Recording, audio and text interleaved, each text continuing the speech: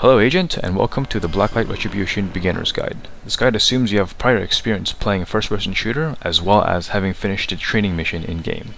If you have not done either, I would highly recommend playing through it, as it will go over some of the control basics, as well as Blacklight-specific keybinds and controls. Once you have finished your training mission, or if you're confident enough to jump into the game, pressing the Play Game button will bring you to the server browser menu. In the server browser, you can filter servers by changing between maps, total number of agents, mode or latency, as well as hide empty and full servers.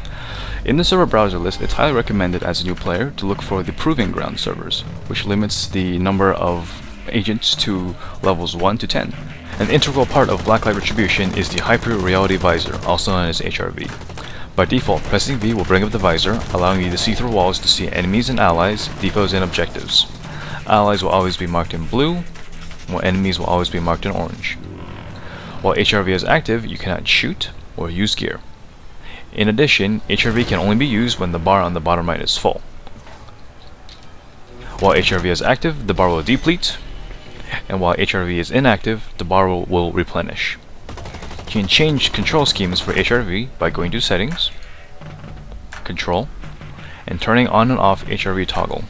This will allow you to change between press to turn on and turn off, to simply hold your HRV button and let go to turn off HRV. A good strategy for HRV is to simply hold HRV for a short duration to quickly see around you. This allows you to bring up HRV again if needed.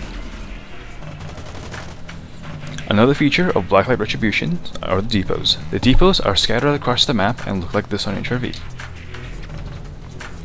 Depots allow you to purchase ammo and health refills, as well as heavy weapons, with points you earn during the match, called combat points. Combat points are shown on the bottom left of your screen, and are earned by completing mission objectives or by killing enemy agents.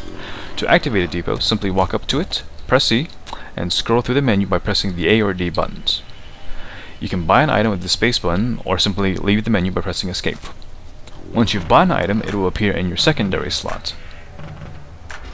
Out of all the depot items, the hard suit has the greatest game-changing potential. The hard suit is a heavy walking tank armed with a minigun for light infantry and a railgun for anti-armor. To call down a hard suit, you must point the designator at an open space. Any indoor areas or areas blocked by an overhang will not work. The hard suit controls just like an agent on foot.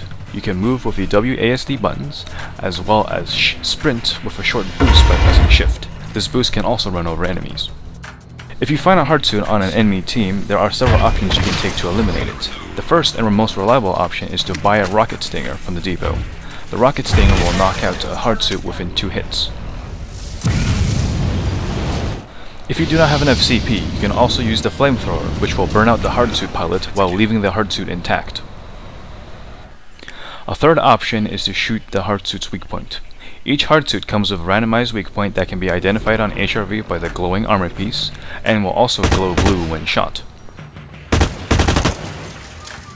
Once you have completed a match, you will earn EXP and GP based on your performance. EXP will level up your agent, allowing you access to more equipment and gear components, while GP allows you to buy and rent those gear and weapon components. As you finish specific missions, you will earn mission chance packs, which are usually automatically redeemed and added to your account. These mission chance packs will often give you temporary gear and equipment, usually tactical gear. In addition, you'll also earn EXP and GP tokens, which you can activate to add to your character. If for some reason your GP tokens or your mission chance packs have not been redeemed, you can check your inventory by pressing or clicking on your name, going to your inventory, and activating the tokens that are or mission packs that are inactive. After a few levels, you have unlocked new equipment and gear. To change your loadout, go to the customization menu, and the bulk of your customizations will be under equipment and weapons. Each items under both categories can be bought with either GP, which is earned in-game, or Zen, which is Perfect World Entertainment's currency. Each item can be purchased for a short duration as a rental, or permanently for a larger amount. That's all for the basics of Blacklight Retribution. Now get out there and frag some agents.